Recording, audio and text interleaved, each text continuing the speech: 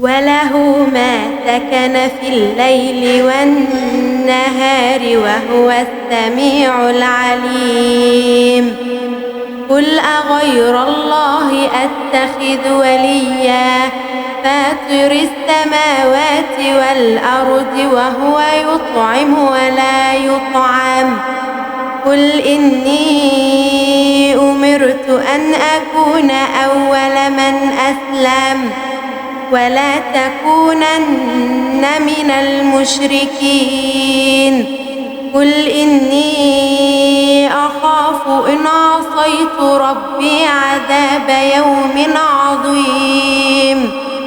من يصرف عنه يومئذ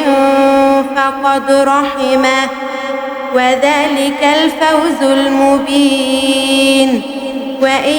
يمسسك الله بضر فلا كاشف له إلا هو وإن يمسسك بخير فهو على كل شيء قدير وهو القاهر فوق عباده وهو الحكيم الخبير.